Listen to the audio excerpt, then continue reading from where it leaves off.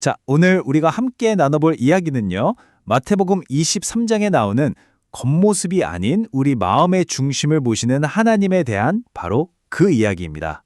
우리 다 그렇잖아요. 다른 사람한테 내가 어떻게 보일까 엄청 신경 쓰면서 살죠.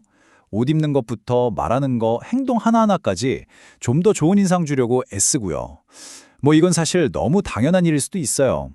그런데 말이죠. 이게 신앙의 영역으로 딱 들어오면 이야기가 좀 달라져요. 오늘 본문이 바로 그 지점을 날카롭게 파고드는데요. 그러니까 사람들한테 보이려고 하는 그런 종교적인 겉모습하고 정말 하나님만 아시는 우리 속마음, 그 사이에 얼마나 큰 차이가 있는지에 대해 이야기하는 거죠. 사실 오늘 우리가 볼 마태복음 23장은요. 정말 중요한 부분이에요. 예수님께서 십자가에 달리시기 바로 전에 대중들 앞에서 하신 마지막 설교거든요. 그런데 그 내용이 정말 파격적입니다. 당시 사람들한테 가장 존경받던 종교 지도자들을 향해서 정말 강한 어조로 꾸짖으세요. 왜냐? 바로 그 겉과 속이 너무나도 달랐기 때문이죠. 자, 그럼 한번 그 속으로 깊이 들어가 볼까요?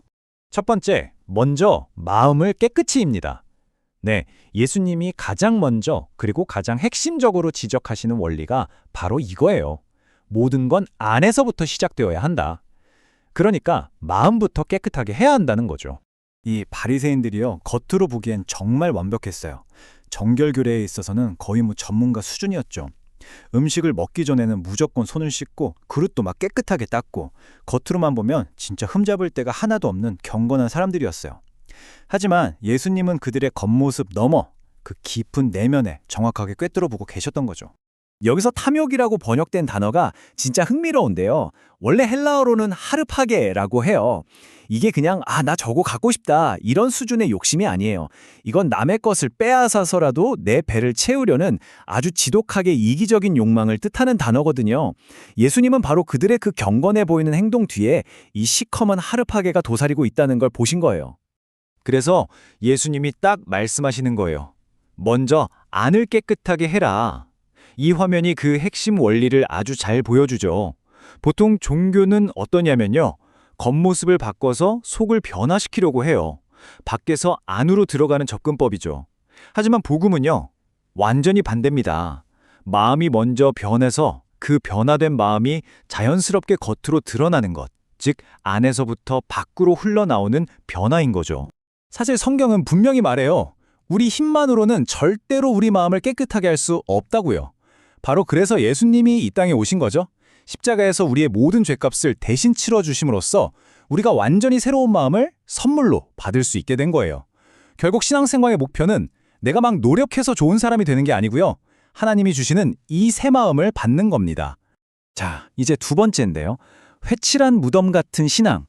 예수님은 이제 한 단계 더 나아가서 훨씬 더 강렬하고 충격적인 비유로 이 위식하는 신앙의 진짜 모습을 확 드러내십니다. 회칠한 무덤 같다. 정말 듣기만 해도 충격적인 표현 아닙니까? 겉은 번지르르 하고 아름다운데 그 속은 죽은 사람의 뼈로 가득 차 있다니. 대체 이 비유가 뭘 의미하는 걸까요? 이 비유를 제대로 이해하려면 당시 문화 배경을 좀 알아야 해요.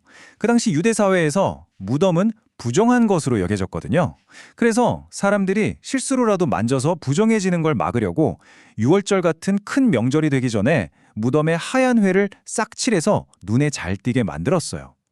그러니까 멀리서 보면 하얗고 깨끗하고 심지어 아름답게까지 보이는데 그 본질은 뭐죠? 바로 죽음과 부패를 감추고 있는 거죠. 오늘 본문에서 계속 나오는 외식이라는 단어 있잖아요. 이 단어의 헬라어 원어가 휘포크리시스인데 이게 원래 어디서 온 말이냐면요. 고대 그리스 연극에서 배우들이 가면을 쓰고 연기하는 걸 뜻하는 말이었어요. 여기서 딱 감이 오죠? 외식이란 건 결국 진짜 관객이신 하나님 앞이 아니라 사람들 앞에서 신앙을 연기하는 거라는 뜻입니다. 결국 오늘 본문이 우리에게 보여주는 핵심 메시지는 바로 이거예요. 하나님은 우리가 완벽하게 연기하는 걸 원하시는 게 아니라는 거. 오히려 좀 넘어지고 연약하고 부족하더라도 하나님 앞에서 저 이런 사람입니다. 도와주세요. 하고 솔직하게 자기 모습을 인정하고 나오는 그런 진실한 사람을 찾고 계신다는 거죠. 자, 세 번째는 암탉 같은 예수님의 마음입니다. 아니, 이렇게까지 날카롭게 책망하신 예수님의 진짜 마음은 그럼 뭐였을까요? 이제 오늘 본문은요, 그분의 정말 따뜻하고 안타까운 그 속마음을 보여주는 장면으로 넘어갑니다. 예수님께서 이렇게 말씀하세요. 예루살렘아, 예루살렘아. 이름을 2번이나 부르시죠. 이건요, 분노에 차서 소리치는 게 아니에요. 이건 정말 깊은 슬픔이 담긴 탄식입니다. 하나님의 그 절절한 사랑을 계속해서 거부하는 이 도시를 보면서 너무나도 안타까워하시는 마음의 표현인 거죠. 그리고 이어서 예수님은 당신의 마음을 정말 아름다운 비유로 설명하세요. 바로 어미닭이 자기 병아리들을 날개 아래로 품는 그 모습 말이에요. 여러분, 어미닭이 왜 새끼들을 자기 날개 아래로 모으죠? 맹수 같은 위험한 적이나 거센 비바람으로부터 보호하려고 그러는 거잖아요. 바로 이게 바리새인들을 그렇게 호되게 꾸짖으셨던 예수님의 진짜 마음, 바로 본심이었던 겁니다. 네, 이게 바로 복음의 핵심이에요. 예수님은 죄를 정말 미워하세요. 그래서 그 외식이라는 죄를 그렇게 날카롭게 지적하신 거예요.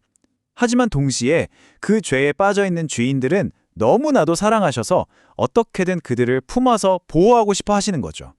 결국 그 책망은 미움이 아니라 사랑에서 나온 절규였던 겁니다. 하지만 너무나 안타깝게도 예루살렘은 그 사랑을 끝내 거절했습니다. 그리고 그 결과는 정말 비극적이었죠. 예수님이 예언하신 그대로 주 70년에 로마 군대가 쳐들어와서 예루살렘 성전은 돌 위에 돌 하나 남지 않고 완전히 파괴되고 맙니다. 하나님의 보호하심을 거절한 결과는 결국 황폐함 뿐이었던 거죠. 자, 이제 마지막 4번째입니다. 당신의 신앙은 누구를 향한가? 그럼 이 모든 말씀이 2000년 전 그들에게만 해당되는 이야기일까요? 아니죠. 이제 이 말씀이 오늘을 살아가는 바로 우리에게 던지는 질문으로 넘어가 보겠습니다. 오늘 본문은 우리 한 사람 한 사람에게 아주 정직한 질문을 던집니다. 당신의 신앙은 사람을 위한 것입니까? 아니면 하나님을 위한 것입니까? 나의 이 모든 신앙생활이 혹시 누구를 위한 연기는 아닙니까? 사람들 앞에서 경건하게 보이고 인정받으려는 그 노력이 혹시 내 신앙의 중심을 차지하고 있지는 않나요? 이 정말 어렵고 뼈아픈 질문에 대한 유일한 해답은 바로 십자가에 있습니다. 왜냐하면 십자가는 이 2가지를 동시에 보여주기 때문이에요. 하나님이 외식과 같은 죄를 얼마나 미워하시는지를 보여주는 동시에 그럼에도 불구하고 우리 같은 죄인을 구원하시기 위해 자기 아들까지 내어주실 만큼 우리를 얼마나 사랑하시는지를 가장 확실하게 보여주는 사건이 바로 십자가인 거죠. 결국 하나님이 우리에게 원하시는 건 완벽한 연기가 아니에요. 십자가의 그 놀라운 은혜 앞에 우리의 연약함과 죄를 솔직하게 다 내려놓고 그분의 능력으로 우리의 마음을 새롭게 받는 것, 바로 그거죠.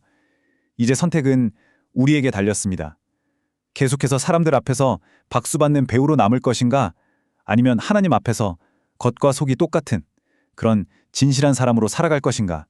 오늘 이 질문이 우리 모두의 마음속에 깊은 울림으로 남기를 바랍니다.